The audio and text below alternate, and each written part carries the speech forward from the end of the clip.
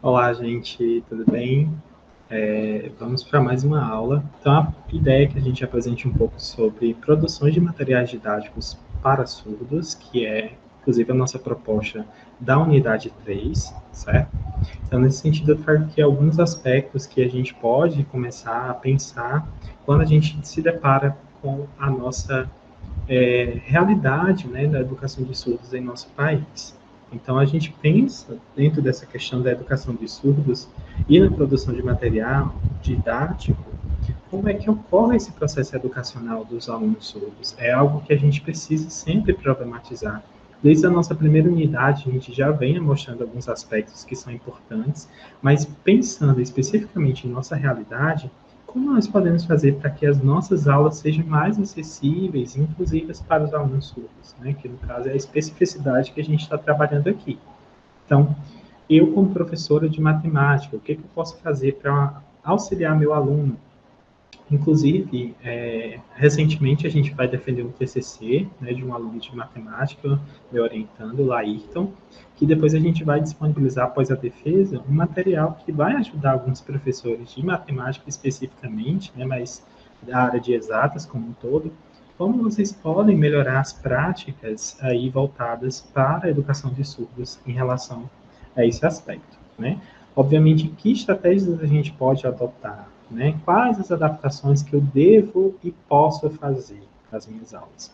Então, pensando num aspecto um pouco mais histórico, a gente vai ver aqui alguns elementos ou paradigmas que perpassaram, né, a educação dos surdos como um todo, não só a nível nacional, mas como também em outras realidades distintas, tá? Então, a gente pode perceber que dentro desse paradigma da educação de surdos, nós tivemos três concepções que mais se ressaltaram, que foram mais evidentes durante a trajetória que até hoje a gente está lutando para conseguir esta última, né? Não que seja de um fato linear, né? Que a gente foi de um período que passou para o outro, que passou para o outro. Até mesmo porque existem muitas práticas que, por exemplo, a gente vem adotando tem algumas concepções que adotam ainda, né, de práticas oralistas. Né? Então, isso é algo que, de certa forma, foi passando com o tempo, na medida em que a educação de surdos foi acontecendo. Tá? Quando a gente para pensar em relação ao oralismo, por exemplo, é uma teoria que parte de uma concepção de educação de surdos que se enquadra no modelo clínico, ou seja, uma visão um pouco mais médica, de conserto, de tentar fazer com que as pessoas surdas, né, pudessem oralizar, fazer com que tivesse uma determinada integração dos surdos com a comunidade de ouvintes. Geralmente existiam algumas práticas que faziam imposição, né, no caso de práticas oralistas, como é o caso, por exemplo, de oralizar, né, de tentar produzir som, mesmo nunca tendo escutado a palavra, que é algo que é completamente difícil, ou, por exemplo, se eu fizesse isso.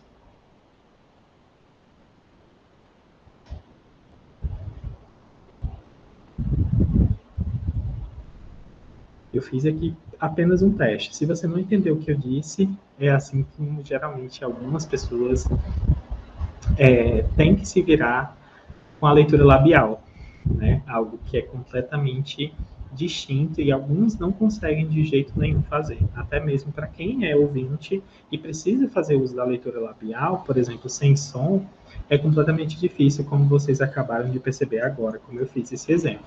Né? Então aí foi um método que começou a ser utilizado mais nesse aspecto clínico, de tentar terapeuticamente fazer com que os surdos pudessem ter práticas de certa forma ouvintes, né? Tanto de produção de fala quanto percepção das falas das pessoas, né? Acreditando ser o método mais eficaz para uma integração de fato efetiva, que na verdade é uma visão um pouco mais médica de tentar achar uma cura, né? E também não tão antropológica ou que não valoriza a comunidade surda com a sua língua, por exemplo, que a gente está estudando a língua de sinais, né? Depois disso, a gente começou a ter práticas que voltavam para a comunicação total, em que a gente pode perceber que eram tanto práticas que envolviam uma oralização, mas também tinha um apoio de gestos, de sinais, né?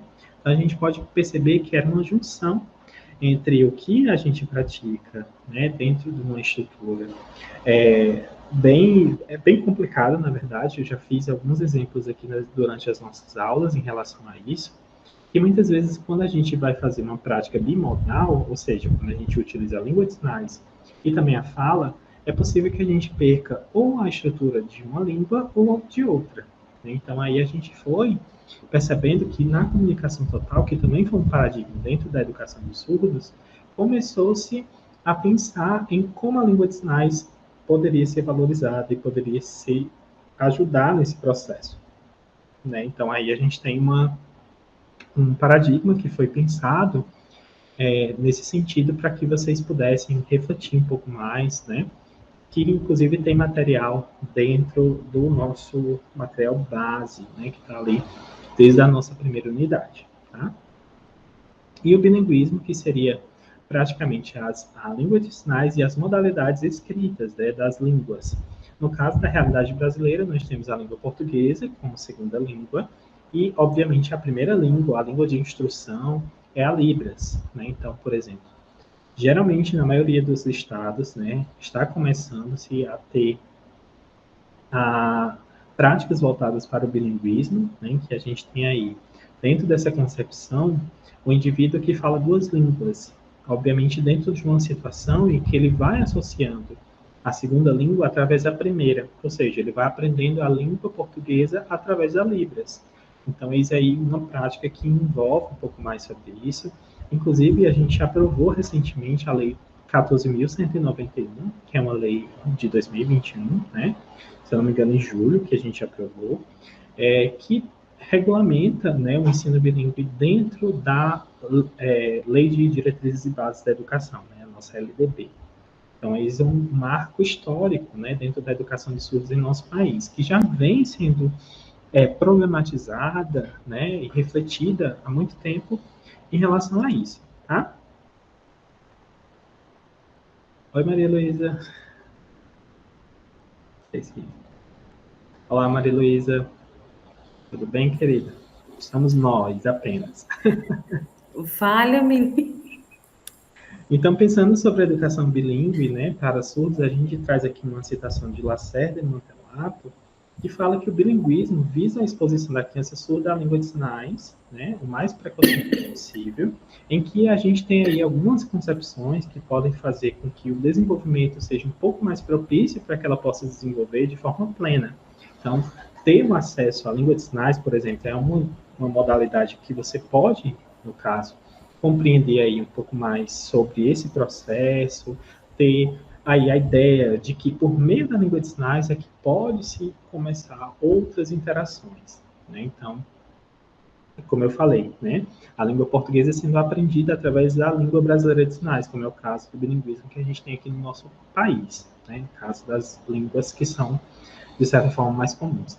Vale salientar que desde as nossas concepções iniciais que a gente vem trabalhando aqui na disciplina, né, temos aí a ideia de que a língua portuguesa, né, ela sempre é prioritária para todos os cidadãos brasileiros, né? Então, inclusive na lei brasileira, na lei de Libras, a gente tem aí a ideia de que a ideia não, a gente tem discriminado que a língua de sinais não pode substituir a língua portuguesa. É muito importante que a gente também compreenda que existe a importância dos surdos aprenderem a língua portuguesa também, tá? Contudo, quando a gente pensa nesse aspecto voltado para a nossa educação, nas nossas aulas, por exemplo, eu como professora de química, o que eu preciso fazer para tornar a minha aula um pouco mais acessível, né? O que eu posso fazer para melhorar esse processo? Então, como tornar a minha aula acessível para o surdo? Né? Então, aqui eu trago algumas reflexões que nós precisamos sempre fazer para as nossas aulas, tá? Eis aí algumas concepções que precisam ser bem esclarecidas, que é a questão de surdo e deficiente auditivo, que a gente possui diferenças e que, de certa forma, designam as pessoas em realidade de comunicação e formas de ver o mundo completamente diferentes. Por exemplo, a gente tem aí dentro da visão clínica da surdez, como a gente pode até compreender um pouco mais voltado para os deficientes auditivos, DAs, né, que tem aí a classificação pelas perdas de audição, a identidade ao mundo ouvinte, geralmente, né? A gente tem práticas, né, que obviamente a gente não está querendo generalizar aqui, mas que podem dar uma noção de geralmente um perfil, né? Mas isso não quer dizer que seja uma regra, né? Não existem exceções. Na verdade, existem muitas, né? Como se tratam de pessoas, então podem ser que muitas práticas sejam completamente distintas para uns e para outros usuários, tá? Geralmente não usam a língua de sinais, a Libras, né? Comunica-se em português, seja oralizando, seja fazendo leitura labial, escrevendo e por aí vai, né? Também podem utilizar aparelhos, né, como é o caso daqueles amplificadores ou implantes cocleares, dentre outros, e geralmente é um perfil que a gente tem aí, geralmente para pessoas com deficiência auditiva, tá? E que a gente tem uma outra concepção quando a gente trata desse aspecto de ser surdo, né? E a gente vê um caráter um pouco mais antropológico e, querendo ou não, mais social, né, voltado para essas práticas, em que precisa ser, no caso, percebido dentro dessa esfera social. Então, assim, quando a gente percebe que tem duas visões, né, completamente diferentes, uma voltada mais para aspectos clínicos, terápicos e de mais convívio com a comunidade ouvinte, a gente tem aí uma defesa da identidade, da cultura surda, né, como é o caso dos surdos, que a gente percebe que geralmente utilizam, né, a língua de sinais como meio de comunicação, e dentro da cultura e identidade surda, né, que participam, tem um caráter um pouco mais voltado para a comunidade, né, quando envolvem-se dentro dessas práticas, e além dos artefatos culturais que a gente também já mencionou em algumas aulas. Vale salientar que todas essas concepções, né, a gente já vem trabalhando na medida em que a disciplina ocorre, mas que são completamente necessárias quando a gente está, perdão, quando a gente está trabalhando dentro da educação de surdos em si. Mesmo que eu esteja trabalhando não necessariamente o ensino de língua, mas eu estou pensando na minha realidade do meu aluno surdo que está ali presente na minha aula de física. O que eu preciso fazer para eu conseguir me comunicar, para eu conseguir ter um convívio mais prazeroso e possível, ou comunicativo, na verdade, né, com essa pessoa que está ali na minha realidade escolar. Então, trago aqui algumas dicas que vocês podem fazer uso, tá? Primeiramente, uma delas, né, é como eu posso me comunicar com o meu aluno surdo ou surda, tá? Então, a gente pode pensar, primeiramente, quando a gente trata de uma realidade de deficientes auditivos, né, podem ser atendidas de forma, entre aspas, normal, né? Desde que haja um direcionamento do olhar, por exemplo, pode ser posicionado a depender do perfil, né, de deficiente auditivo, que prefira, aí vai de você perguntar também, né? É, se você pode sentar um pouco mais à frente, se esse aluno com deficiência auditiva, né, pode sentar um pouco mais à frente, se ele pode ter algumas falas mais calmas, mais articuladas, obviamente sem exagero, não precisa ficar abrindo a boca, fazendo movimentos exacerbados, né? Isso aí não ajuda, na verdade atrapalha. Então fique falando de forma calma, pergunte se está entendendo, se está tudo ok, né? Então é uma prática que você pode utilizar. Então às vezes você pode fazer uns gestos de apoio que podem coincidir ou mostrar objetos, isso facilita.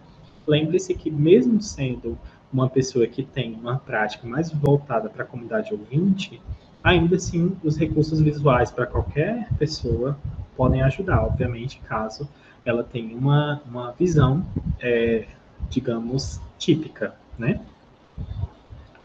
Então, ela é uma pessoa que compreende, por exemplo, com pouca audição ou pela leitura labial. Então, vai você saber também o perfil desse aluno, né? Saber com os pais, saber com a realidade escolar, com outros professores, né? Tentar organizar essa rede de apoio que você pode ter. Mas quando a gente fala sobre usuários de Libras, né, surdos, Então, a gente geralmente tem uma comunicação em Libras, o que é, na verdade, necessário, né, para todos vocês, como a gente está aprendendo aqui alguns procedimentos, algumas estratégias técnicas. O direcionamento do olhar também é importante, né? Obviamente, quando a gente está conversando ali com os nossos alunos surdos, é importante que a gente fixe o nosso olhar. Aqui, por exemplo, nessa realidade de ensino remoto, educação à distância, né? É preciso que a gente sempre tente também articular, fazer algumas estratégias para que isso seja claramente possível, tá? E tenha calma e pense como falar algo de forma visual, né? Às vezes, por exemplo, você pode não saber um sinal, mas você pode tentar se comunicar, usar a datilologia que nós já aprendemos, né? Você pode revisar, inclusive, uso de imagens nos seus slides, você pode ter um apoio muito mais efetivo e, inclusive, ajudar aos não surdos, né? As pessoas que são ouvintes, né? O aspecto visual sempre ajuda, né? Geralmente, quando a gente tem uma realidade que nós temos a maioria das pessoas sem nenhum problema, sem nenhuma dificuldade de visão, né? Sem nenhuma questão que realmente a impeça de fazer uso desse sentido, então você pode explorar especificamente, né? E quando a gente trata especificamente dos surdos, aí a gente pode explorar cada vez mais, tá? Também, ao chamar a atenção, por exemplo, uma das estratégias é você desligar e ligar a luz, por exemplo, né? Você pegar assim, ó, por exemplo, usar a luz da sala, o ring light, né? Como a gente está aqui no remoto. Também você pode utilizar, né? De toques leves, não bater na pessoa ou jogar objetos, jamais. Né? Isso aí é uma prática que não é possível, certo? E caso você esteja numa sala de aula com mais pessoas, você pode chamar a pessoa que está próxima a ela. Né? Por exemplo, eu vou lá e chamo, ô Maria Luísa, vem cá, por favor. Chama a atenção aí do fulano, para ele olhar para mim, aí eu posso me comunicar. Uma das vantagens da Libras é que a gente pode se comunicar à distância, né? Querendo ou não. Mesmo numa situação lá bem barulhenta, a gente consegue falar as coisas, inclusive a gente consegue se comunicar à distância, falando com a boca cheia. Vantagem de aprender Libras, tá bom? Então, alguns questionamentos que ficam para a gente é quem deve dar a aula para o meu aluno surdo nessa sala de aula regular? Né? Eu faço alguns questionamentos para que a gente possa refletir.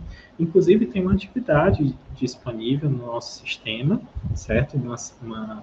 Uma das atividades online, tá? Que vai compor a nota da segunda unidade, que é justamente sobre essas temáticas. Inclusive, teve algumas pessoas que me perguntaram no chat, né? Nas nossas plataformas, que não estavam aparecendo as opções. Na verdade, é só você reduzir um pouco mais, porque geralmente o Moodle fica um pouco grande. Você pode reduzir a tela, né, a porcentagem, ou passar para o lado, a barrinha que tem lá, que você consegue ver as opções para relacionar as colunas que estão lá presentes, tá? E quando a gente pensa nessa pergunta aí, o que é que vocês acham? A gente pode perceber que, na verdade, é algo que a gente vem até falando aqui, que é o professor. Sempre o professor é responsável pela regência e o processamento didático dentro de sala de aula, tá? Assim como a gente pode perceber, por exemplo, uma outra pergunta, né? Qual é o profissional para intermediar a comunicação entre o aluno e as pessoas não sinalizantes, ou seja, aquelas que não sabem se comunicar em Libras dentro da realidade escolar? Aí a gente tem a figura do tradutor e intérprete de Libras. Ele que vai ser o responsável por mediar ou auxiliar nesse processo comunicativo. Mas quer dizer, por exemplo, Maria Luísa também é tradutora e intérprete que está aqui como tutora na nossa disciplina, né? A professora Maria Luísa. Se eu quiser que haja algum processamento didático, não é ela que vai fazer, e sim o professor. O professor é que deve ser o responsável por mediar, por auxiliar na aprendizagem do aluno. Obviamente, caso ele não tenha a expertise, né, em se comunicar em Libras, ele vai pedir o auxílio, né, de um profissional, que no caso é o tradutor e intérprete, para mediar essa comunicação entre eles, né? Assim, Quem pode ajudar no planejamento da aula para o aluno surdo? Esse aí é um outro questionamento. Então, aí podem ser os professores, ou tradutor e intérprete, né? Então, aí a gente tem vários profissionais que podem auxiliar nesse processo de planejamento, tá? Qualquer professor precisa fazer o seu planejamento. E quando a gente se depara com a realidade, né, e é até interessante que vocês pensem isso antes, né?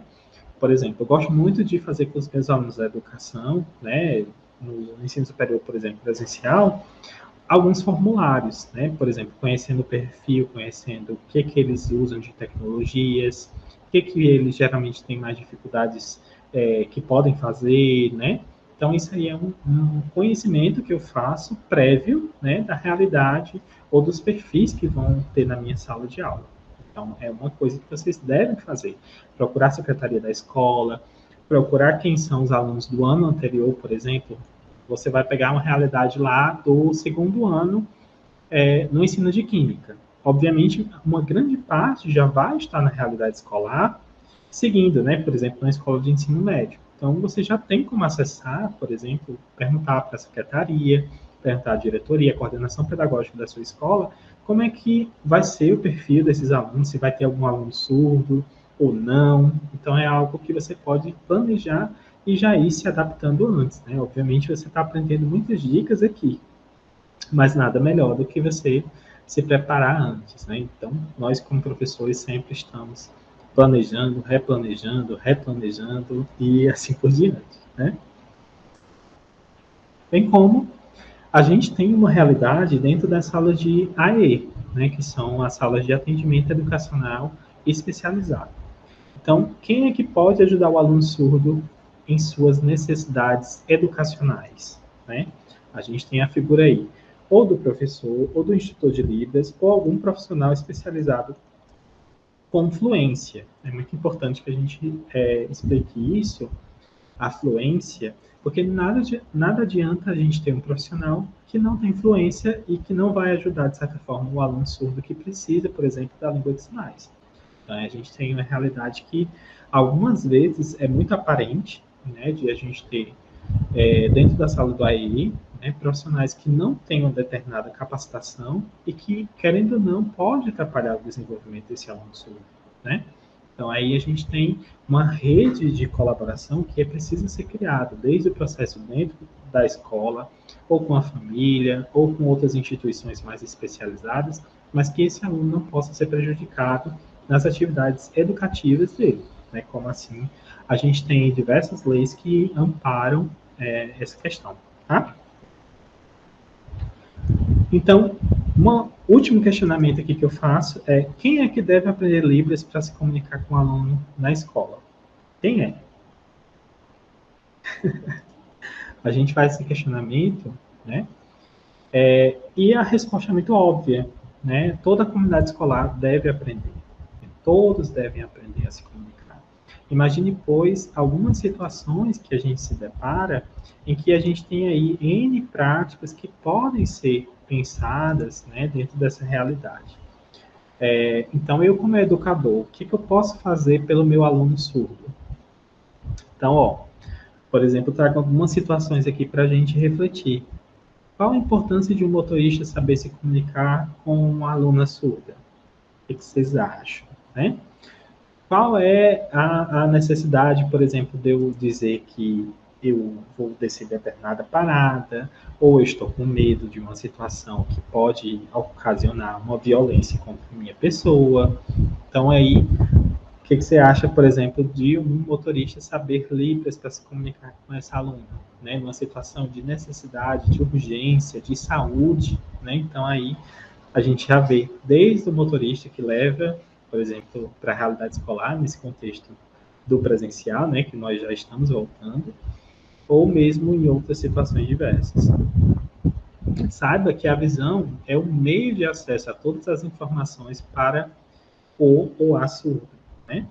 E nem todas são iguais. Então, é muito importante que a gente sempre pense no perfil em que nós estamos analisando, ou o perfil que está dentro da realidade escolar, para que a gente não cometa o erro de sempre pensar de forma generalizada, né? Então, é muito importante que a gente sempre pense na realidade e na especificidade de cada aluno surdo, que aqui eu trago algumas dicas, mas na realidade a gente sabe que a gente vai precisar ter um trato, né? Saber lidar com determinada situação e que possa nos ajudar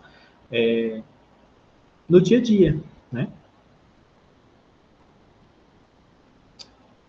Como é que eu dou a minha aula? Sempre do mesmo método, surte efeito para o aluno surdo e para os demais, né? Então é algo que a gente precisa também ir problematizando. Saber, por exemplo, com o tradutor e intérprete. Olha, sei lá, Francisca, né? O nome da minha tradutora, né? Ela está lá na realidade, né? Todos os dias a gente está acompanhando, a gente está dando toda a minha aula, né? Tem o apoio do tradutor e intérprete, mas eu nunca perguntei se o meu aluno surdo está entendendo. Será que eu tenho propriedade para falar que aquele aluno está aprendendo? Se ele está conseguindo se desenvolver, por mais que ele tenha uma performance boa nas provas que a gente aplica, então aí é algo que você precisa também problematizar, sabe? Aí pensar nos métodos de avaliação, por exemplo, escrever é algo que também é complicado, a gente percebe dentro da realidade escolar que muitas vezes não há um suporte específico para o ensino de língua portuguesa para os alunos surdos, já que a gente parte muitas vezes de uma perspectiva oral, fônica, né? Que, por exemplo, a gente vai aprender lá, vocês como ouvintes, né? Vão aprender que casa, você já vem com esse conhecimento de som, né? Desde os mais diversos das mais diversas experiências fora da escola. E quando você vem para essa realidade, né, escolar, você vai aperfeiçoar, você vai sistematizar aquilo que você já aprendeu, certo? E com a realidade de muitos surdos, não é isso que acontece. Geralmente ele vai aprender uma língua, seja ela a língua portuguesa ou a Libras, né, principalmente a Libras, dentro de um processo escolar que muitas vezes as famílias, algumas vezes, a maioria ouvintes, né, não dão esse suporte para uma aprendizagem efetiva. Geralmente usam sinais caseiros ou uma comunicação um pouco mais rudimentar. Então, isso aí é um processo que a gente precisa avaliar também. Então, eu me coloco no meu lugar do aluno surdo, eu crio relações de aproximação com ele, né? Então, aí é algo que vocês precisam pensar. E sobre os materiais, o que pode ajudar? Parta sempre do real para o abstrato. Né? Geralmente, a gente sempre tem muitas experiências que a gente pode aproveitar nas nossas aulas para que isso seja um pouco mais efetivo. Por exemplo, para eu explicar, sei lá, o que é um cilindro, né? Eu posso pegar um copo como esse aqui, inclusive beber água, e a partir disso eu conseguir explicar um determinado conteúdo. E explicar que determinada forma geométrica é essa que eu estou utilizando na minha aula de matemática, né? Uma coisa que é muito clara, né, quando a gente está utilizando sólidos ou formas geométricas, né, nas aulas de matemática, é pensar justamente nessa realidade de aproximação do que a gente tem, no caso do real, para partir para o processo de abstração, né? Quando a gente tem lá um cálculo de um volume de uma determinada forma geométrica. Vocês vão perdoando aí se eu esqueci algum nome ou falar de alguma besteira, mas vamos tentando fazer o máximo possível para estabelecer essa relação, tá? Então é sempre interessante que você parta de situações de realidade, né? De um vídeo de uma forma geométrica na realidade, para depois você passar a compreender ou mostrar formas um pouco mais abstratas, né? Como é o caso aí de trabalhar com variáveis, trabalhar com vetores e dentre outros, que são muito interessantes e necessários dentro dessa concepção que a gente está adotando, tá? Uma outra forma também é a gente explorar os aspectos visuais dos nossos alunos surdos. Por exemplo, eu posso fazer uma demonstração, né? Sei lá, posso levar meus alunos para o laboratório, né, de química, por exemplo, pensar nessa realidade, como eu posso, sei lá, trabalhar com determinados componentes, né, químicos. O que eu posso fazer de experimento que possa gerar ali uma experiência visual, ou até mesmo trazer muitas demonstrações em vídeo que já existem, né? Quando a gente trata, por exemplo, da matemática, a gente tem diversos aplicativos que já mostram e nos dão dicas de como a gente pode utilizar, por exemplo, o GeoGebra, o PET, e dentre outros, né, que são bastante trabalhados para demonstração e até mesmo aspectos visuais.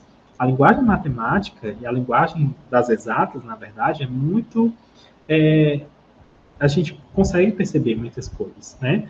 Não é tão subjetivo, é mais ali os caracteres, né, os algarismos, a gente consegue perceber de uma forma um pouco mais clara, né?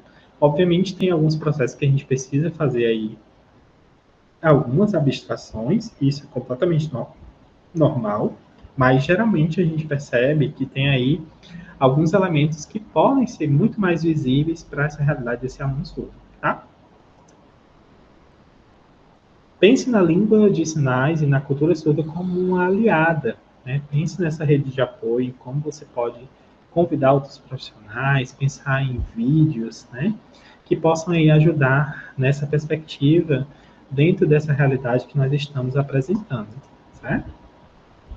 Também pense em vídeos com interpretação ou legenda em Libras, que são muito interessantes para que você possa pensar nessa realidade e, obviamente, aí explorar os recursos mais variados possíveis dentro do que você quer apresentar para os seus alunos. Então, é muito claro e muito importante que você pense nisso como um aspecto fortalecedor do seu processo didático.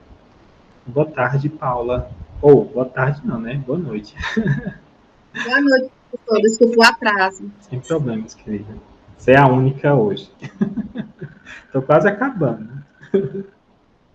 Então, é preciso que a gente também possa pensar em materiais que, de certa forma, tenham comandos claros, né? Que os materiais que sejam realizados dentro da concepção que nós estamos adotando no nosso processo de ensino sejam claros, né?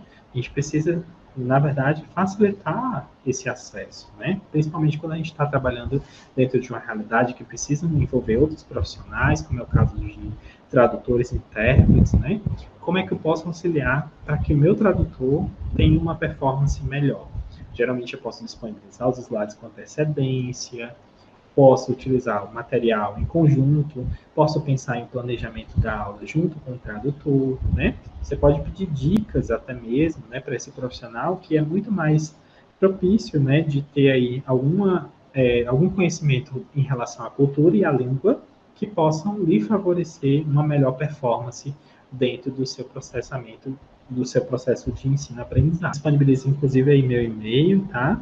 O meu institucional, e também o grupo no WhatsApp que a gente tem. Então, agradeço muitíssimo a presença de Paula e de Maria Luísa hoje, e a vocês que estão assistindo aí em outro horário, tá? Aqui temos algumas das nossas referências utilizadas, e eu encerro por aqui.